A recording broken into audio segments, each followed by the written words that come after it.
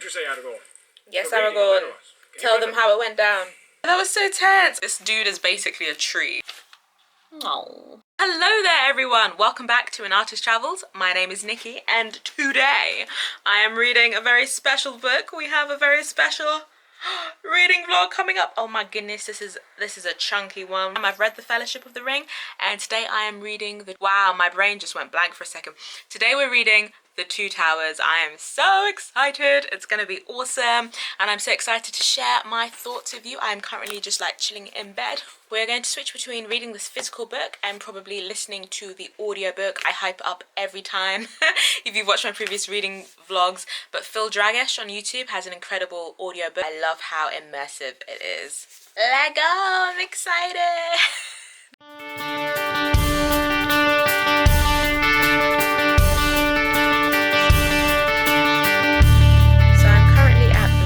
Of Rohan.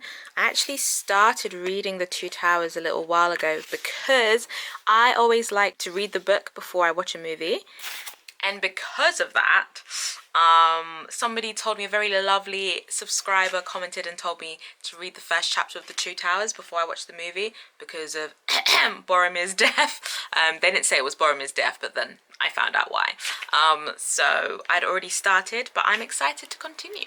Gimli's really out here trying to become Pippin #2, you know, because like they've met the rider and the rider's introduced himself, and they're like, and he's like, oh, Gimli, introduce yourself. And Gimli responds with, I must warn you against foolish words. You speak evil of that which is fair beyond the reach of your thought, and only your little wit can excuse you. I'm just like, Gimli, why? why the animosity, Gimli? Oh my gosh, Pippin #2 in the form of Gimli, son of Glorian. That's what I'm saying. Why are you trying to irritate the rider? Nonsense. The men of Rohan are not happy.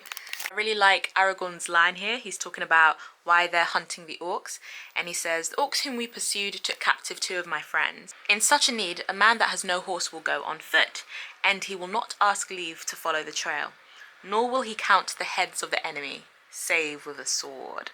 I love that. That's really cool. That's just like, that's a dope line. We love to see it. I love Aragorn. I love Aragorn. Oh my gosh, he's the best. I love him so much. He's my fave. Strider is too poor a name, son of Arathorn, he said. Wingfoot, I name you. Oh my gosh, I'm done. I'm actually done. Wow. Wingfoot. I call you Wingfoot. Okay, y'all, serious plot twist. So the orcs are destroyed, but the hobbits are nowhere to be found. So where are the hobbits? So this is a question, and I feel like I want to make predictions for this book, right? This is my question. Why did the orcs have orders to bring back the hobbits alive? Like, what, especially as they brought back the, like, no offense to them, but like not the helpful hobbits, because they don't have Sam and Frodo, who actually have the ring. So what is it that they're going to do with Pippin and Merry? Like, what's the plan? Why? I was even thinking this at the end of the movie as well. Like, if you saw my movie reaction, just like, why did they take them back? I don't get it. What is it? So that they can? That doesn't make sense. I was gonna say, is it so that they can lure back the ring? But you might as well just take the ring and then kill the ring bearer. Like, I guess we'll find out. I just really want to know. So who's killed the orcs and who now has the hobbits? Because we know the hobbits didn't kill the orcs. There's no freaking way. Maybe they met some attackers and then they escaped in the fray, but there's no way those 2 killed the orcs. Not all the orcs. So halflings, but they are only a little people in old songs and children's tales out of the north. Merry and Pippin pretending that they have the ring and saying my precious so that they can escape. I love it. Okay, so they're still deliberating. They're asking the rider whether they think the hobbits may have escaped, and I'm just cracking up to myself because I'm like, this is where we have plot twist. Tom Bombadil just arrived and like saved the day. Or freaking Gandalf is back from the dead and just carried off the hobbits. I just want to know. A freaking eagle appeared. I need to understand where they are.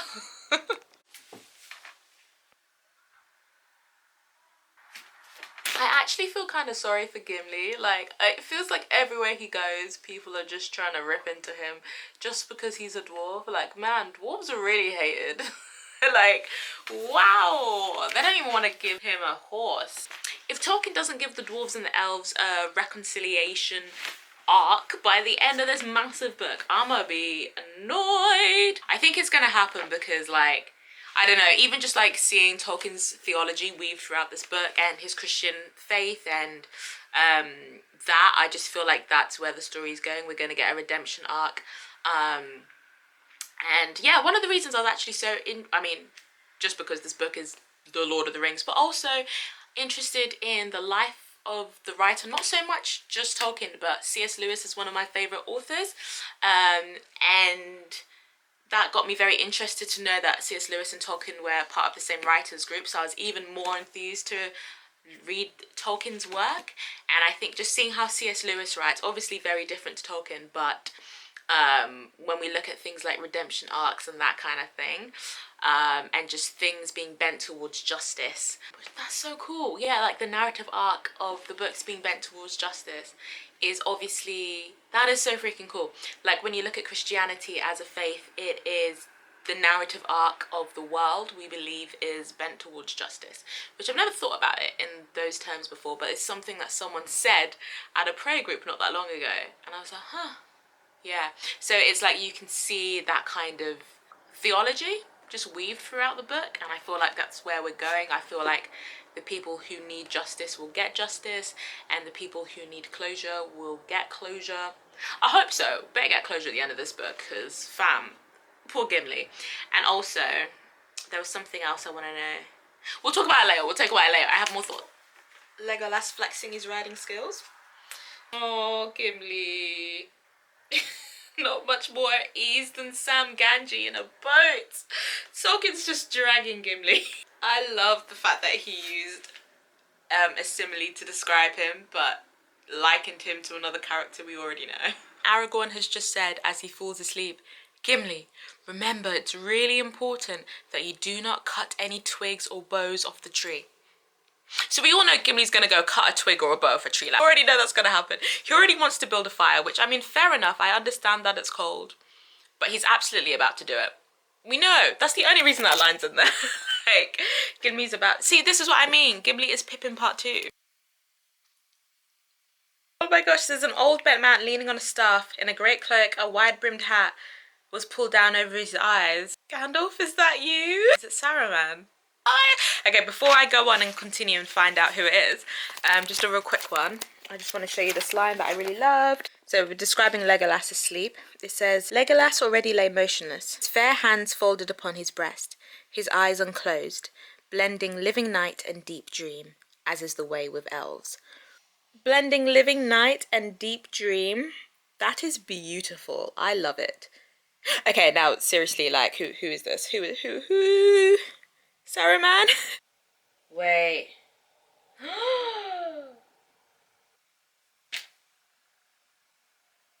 Okay, their horses just got stolen.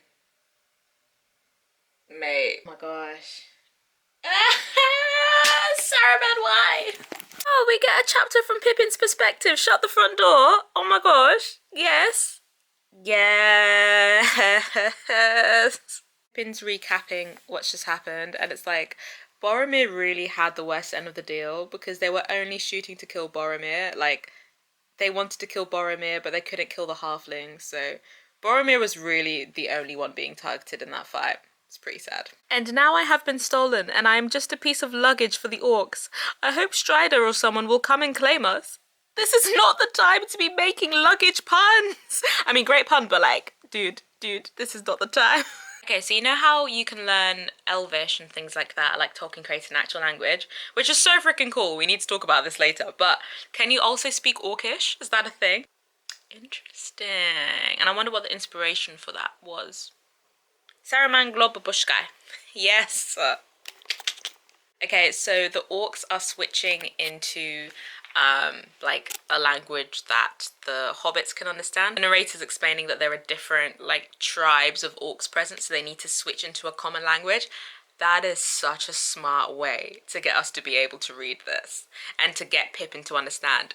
I love it. I love that. That's so smart. That's props to Tolkien. Because that is like a genuine, like, when you think about it.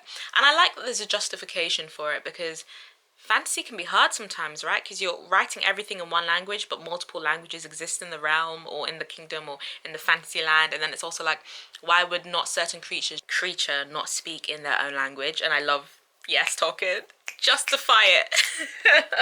That's good. That's actually really smart. Low-key loving the exposition weaved into this dialogue. Like, I am Ugluk.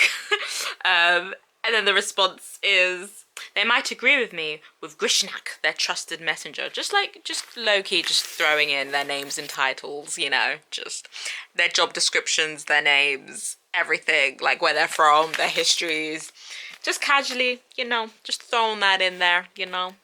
Good to know.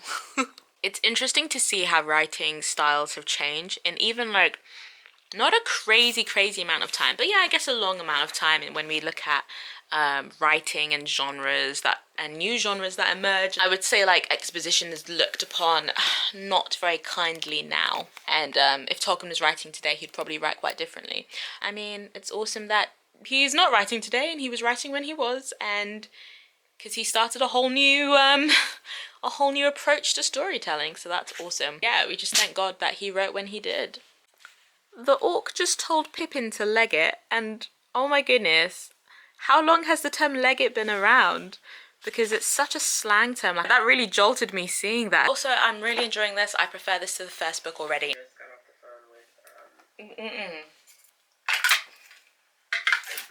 Oh yeah, honey. I literally just sat down. I'm gonna do reading sprint with Bookish Realm, and look how dark it is outside. Like, guys, seriously, you can see me in the window. What up? Right, because I know people are participating in Nano. If you want to read, if you're editing videos, if you have a craft or a hobby, shoot, even if you're cleaning, this is the time to do it. Meanwhile, the hobbits went with as much speed as the dark and tangled forest allowed, following the line of the running stream wetted. We can't go on like this, He panted. My motto. But if I had seen you before, I heard your voices. La la la la come on, I hope Treebeard is in the movies, because I'm really enjoying Treebeard's character. There's a line I wanted to share with you a little while back, which I thought was really beautiful. Here we go. The sun's limb was lifted, an arc of fire above the margin of the world. Oh, I love it, love it. I love it, I love it. I need to sneeze.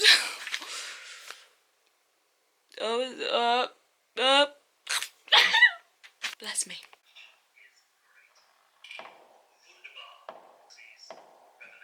Yes. I love fireworks.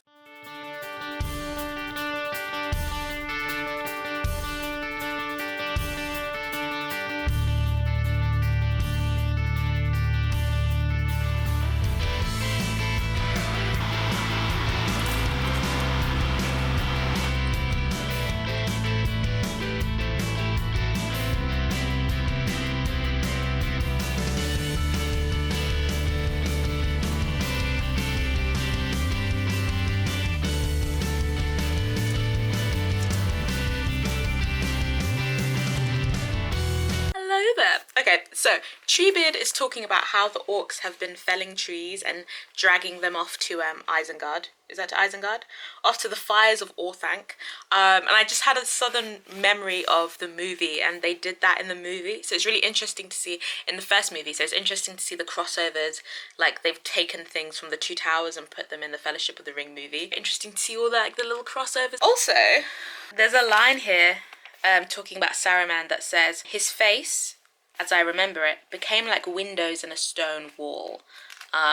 Which kind of stopped me in my tracks for a minute, because I was like, his face became like windows, plural.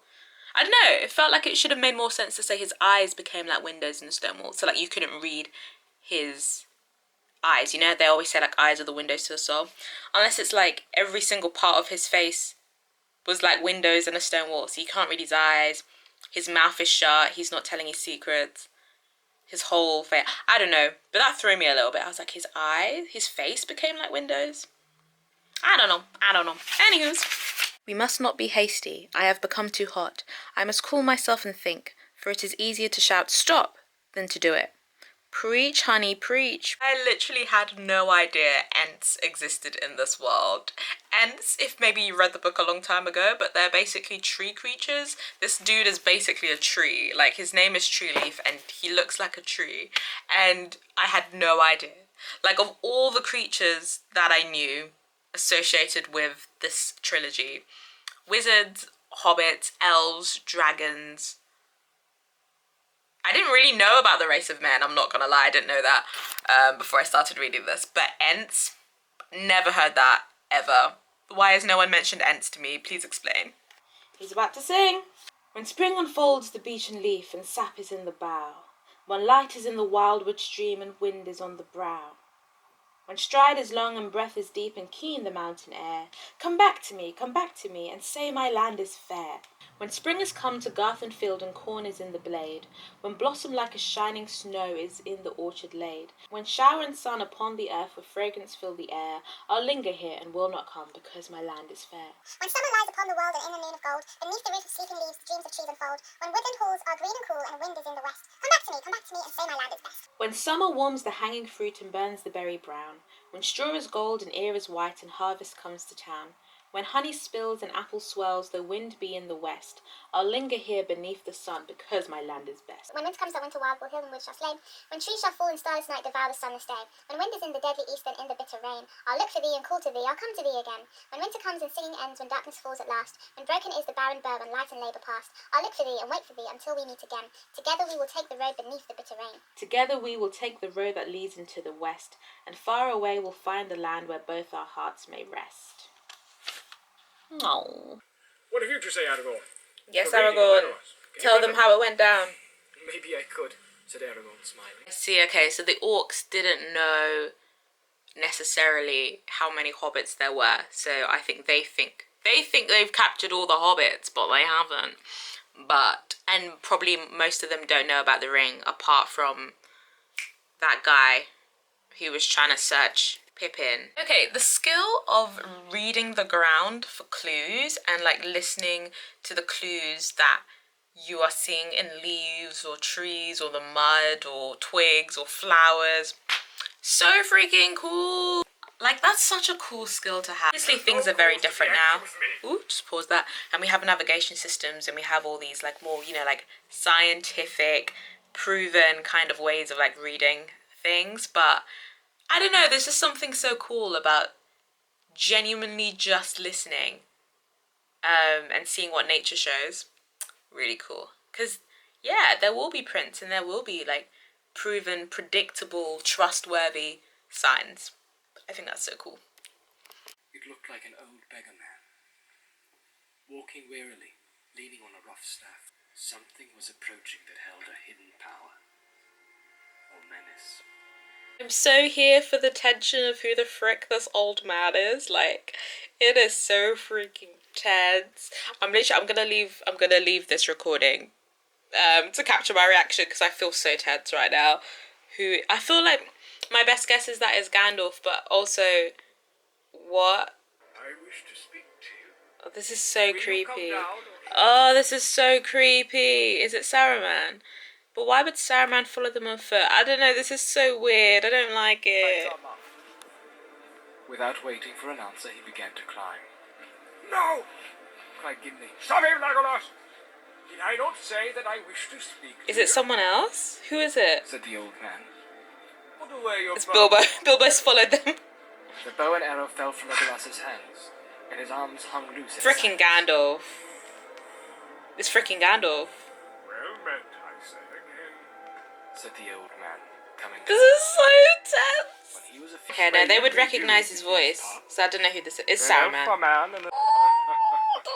it. It's so creepy. Aragorn felt a shudder run through him at the sound. A strange cold thrill. and Who yet is he did it? not feel Have we the met terror this that he person felt. before? My name. Said the old man again. Saruman. Have you not It's guessed Saruman. it already? It's Saruman. Can we just say his name already? Well, they climbed up here the day before. These guys just need to kill Saruman already. I don't know why they're just standing there. The others relaxed and stared. Gimli's hand went at once to his axe haft. Aragorn drew his sword. Legolas picked up his bow. Then his grey cloak drew apart, and they saw beyond doubt that he was clothed beneath, all in white. Saruman! Tell us what you think of our friends and what have you done with them. Speak, or I will... At last Aragorn stirred. Gandalf, he said. Shut up! No, shut the front door. Shut up. Shut the front door. No, they really played me. They really played me. No. That's so annoying. I was so certain it was Gandalf for so long until that fight, and I was like, oh, it's not Gandalf. Like, it's not. Frickin' heck. Flip sakes, man. I don't know what. Oh my gosh. Flip sakes. It's freaking Gandalf. Oh my god. I feel so I'm actually. I feel so emotional. Oh my gosh. That was so tense. I was so certain that Gandalf was gonna come back, but like. Gandalf's alive. Gandalf's alive. I'm gonna cry again. This is ridiculous.